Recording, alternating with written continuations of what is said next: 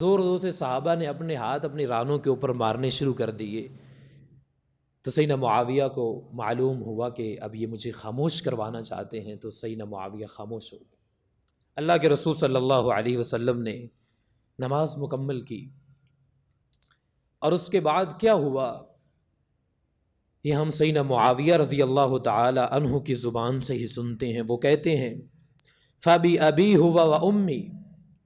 لوگوں میرے ماں باپ آپ پہ قربان ہوں صلی اللہ علیہ وسلم، ما رأیت معلما قبلہ و بعدہ ولا بعدہ، میں نے پوری زندگی نہ اپنے اس سے پہلے نہ اس کے بعد کوئی ایسا معلم نہیں دیکھا، کوئی ایسا استاد نہیں دیکھا، کوئی ایسا تعلیم دینے والا نہیں دیکھا احسن تعلیما منہ، جو اللہ کے رسول صلی اللہ علیہ وسلم سے بڑھ کے خوبصورت تعلیم دینے والا۔ میں نے پوری زندگی ایسا استاد نہیں دیکھا، نہ آپ صلی اللہ علیہ وسلم سے پہلے نہ اللہ کے رسول صلی اللہ علیہ وسلم کے بعد۔ اور اس سے اگلے الفاظ پہ غور کیجیے اور ذرا اندازہ کیجئے کہ رسول اللہ صلی اللہ علیہ وسلم کس قدر بلند اخلاق کے مالک تھے، کہ صحابی کہتے ہیں فواللہ ما قہرنی ولا ضربنی ولا شتمنی، لوگوں اللہ کی قسم نہ تو اللہ کے رسول صلی اللہ علیہ وسلم مجھ سے ناراض ہی ہوئے، نہ اللہ کے رسول صلی اللہ علیہ وسلم نے مجھے کوئی جسمانی تکلیف دی، مجھے کوئی سزا دی ہے، ولا شتمنی، نہ اللہ کے رسول صلی اللہ علیہ وسلم نے مجھے کوئی برا بھلا کہا ہے۔ یہ ہیں آپ صلی اللہ علیہ وسلم کے اخلاق۔ آج ہماری زبانوں پہ یہ کلمہ ہے وما ارسلناک الا رحمۃ للعالمین، کہ وہ اللہ کے پیارے پیغمبر تمام جہانوں کے لیے رحمت بن کے آئے، لیکن اللہ کے رسول صلی اللہ علیہ وسلم کا یہ جو نرم گوشہ ہے امت کے لیے اور اپنے متحدوں کے لیے، اس کے اوپر عمل کرنے والے کتنے کو ہیں، کہ فرماتے ہیں اللہ کے رسول صلی اللہ علیہ وسلم نہ مجھ سے ناراض ہوئے، نہ آپ صلی اللہ علیہ وسلم نے مجھے مارا ہے، نہ اللہ کے رسول نے مجھے کو برا بھلا کہا، بلکہ رسول اللہ صلی اللہ علیہ وسلم نے فرمایا ان هذه الصلاة لا يصلح فيه شيء من كلام الناس، بیٹا دیکھو نماز جو ہے اس میں لوگوں کی باتیں کرنے یہ درست نہیں ہے،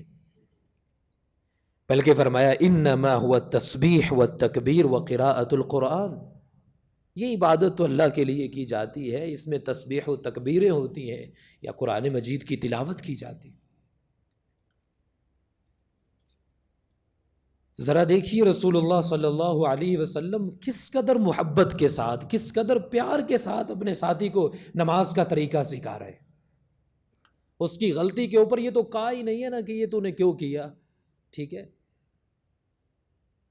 اور پھر دیکھیے صحابی بھی خوش ہے نا، خوشی سے کہہ رہے ہیں اللہ کے رسول نے نہ مجھے مارا ہے، نہ کوئی سزا دی ہے، نہ اللہ کے رسول صلی اللہ علیہ وسلم نے مجھے برا بھلا کہا ہے۔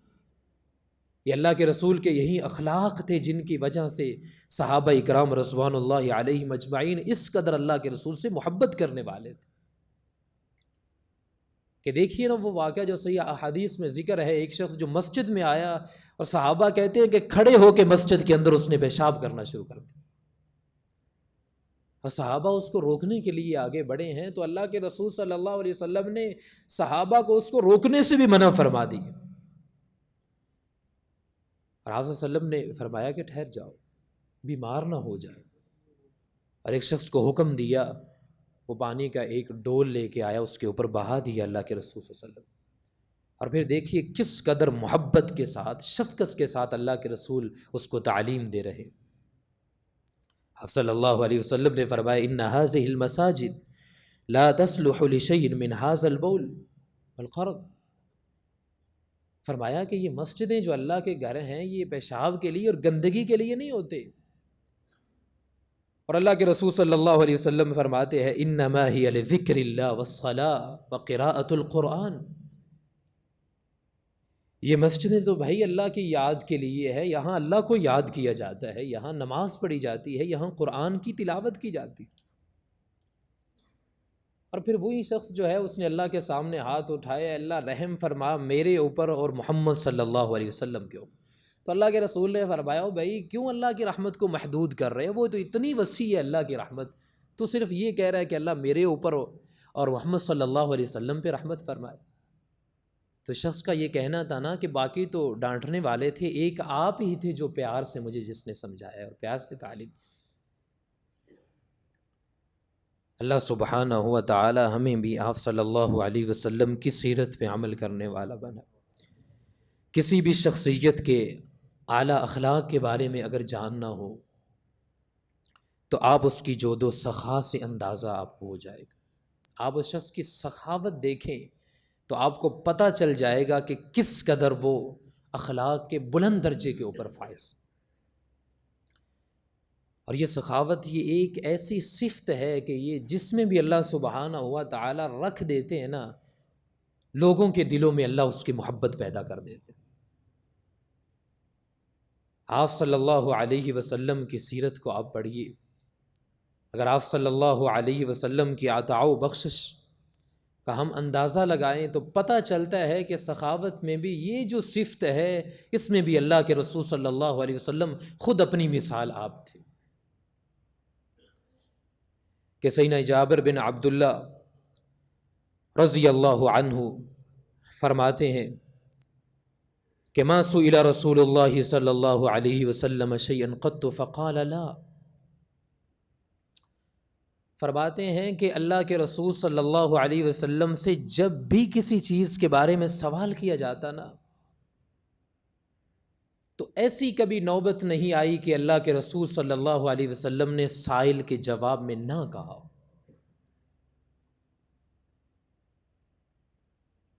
اور وہ دیکھیے سیدنا انس بن مالک رضی اللہ تعالی عنہ جو اللہ کے رسول کے خادم تھے، فرماتے ہیں ایک دیہاتی شخص اللہ کے رسول کی خدمت میں حاضر ہوا اور اس نے آپ صلی اللہ علیہ وسلم کی خدمت میں اپنی ناداری مفلسی کا تذکرہ کیا اور کچھ مالی امداد چاہی اللہ کے رسول صلی اللہ علیہ وسلم سے۔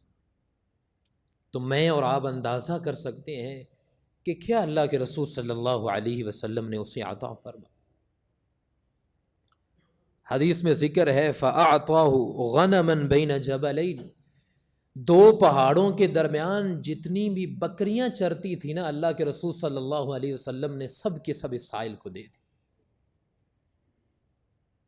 اور جو حدیثیں ہم سنتے ہیں نا کہ رمضان میں اس سے بھی بڑھ جاتی تھی اللہ کے رسول صلی اللہ علیہ وسلم کی سخاوت۔ اور پھر دیکھیے اللہ کے رسول صلی اللہ علیہ وسلم سے جب بھی سوال کیا جاتا، اللہ کے رسول فقال لا، لا نہیں کہتے تھے۔ یہی وجہ اللہ کے رسول صلی اللہ علیہ وسلم کو کسی نے تحفہ دیا ایک چادر، اللہ کے رسول نے زیب تن کی، تو جو پھر حسن تھا کہ جس جیسی شخصیت اللہ نے پیدا ہی نہیں فرمائی، اتنی خوبصورت لگ رہی تھی، تو ایک شخص نے سوال کر دیا کہ صحابی نے کہا کہ اللہ کے رسول آپ مجھے دے دیں، تو اتاری اللہ کے رسول نے اور اس کو دے دی۔ صحابہ نے کہا دیکھتا ہے اللہ کے رسول وہی چیز اس کو عطا کر دیتے، اور آپ دیکھ بھی رہے ہیں اللہ کے رسول کے پاس اور ایسی چادر نہیں، کتنی خوبصورت لگ رہی تھی۔ تو یہ آپ صلی اللہ علیہ وسلم کے اخلاق۔ تو اللہ کے رسول نے جب اس کو بکریاں دی، وہ دو پہاڑوں کے درمیان جتنی بھی بکریاں چر رہی تھیں اللہ کے رسول نے وہ اسے عطا کر دی، تو وہ شخص بھاگا واپس اپنی قوم کے پاس گیا اور کہنے لگا یا قومی اسلموا، اے میری قوم کے لوگوں تم سب کے سب لوگ ایمان لے آؤ۔ اور کہنے لگا کیونکہ فَإِنَّ مُحَمَّدًا لَيُعْطِي عَطَاءً، کیونکہ محمد صلی اللہ علیہ وسلم اس قدر عطا کرنے والے ہیں لا يخاف الفقر، کہ انہیں فقیری اور فقر اور فاقے کا کوئی خوف ہی نہیں ہوتا۔ لیکن اللہ کے رسول صلی اللہ علیہ وسلم تو خود امت کو یہ تعلیم سکھانے والے تھے نا کہ اللہ کا یہ فرمان ہے ما نقص صدقۃ من مال، کبھی بھی صدقہ کرنے سے مال کم نہیں ہوتا۔ اور مسند احمد میں اور ابن حبان میں صحیح حدیث ہے، کبھی کبھار ایسا بھی ہوتا اللہ کے رسول سے سوال کیا جاتا اور اللہ کے رسول کے پاس کچھ ہوتا نہیں، تو آپ صلی اللہ علیہ وسلم جواب کیا دیتے، کیا کرتے تھے آپ صلی اللہ علیہ وسلم؟ کان رسول اللہ صلی اللہ علیہ وسلم لا يسأل شيئا الا اعطى، اللہ کے رسول سے جب بھی مانگا گیا ہے، سوال کیا گیا ہے، تو آپ صلی اللہ علیہ وسلم وہی چیز عطا کر دیتے، او سکاتا، یا پھر دوسری صورت ہے اگر کوئی پاس نہیں تو اللہ کے رسول خاموش ہو جاتے۔ بعض دفعہ بندہ اپنی مفلسی کی وجہ سے بھی کسی فقیر کو جو ہے وہ جھڑک دیتا ہے، لیکن قرآن مجید میں اس سے بھی منع فرمایا۔ اللہ کے رسول کی سیرت یہ ہے کہ اللہ کے رسول کے پاس اگر کچھ نہیں تو خاموش ہو جاتا۔ یا بعض دفعہ اللہ کے رسول احادیث میں ذکر ہے کہ آپ صلی اللہ علیہ وسلم اس سے وعدہ کرتے اور جب پھر وہ آتا اسے عطا فرما دیتے. کسی سے ادھار لے کے بھی اللہ کے رسول صدقہ کر دیتے،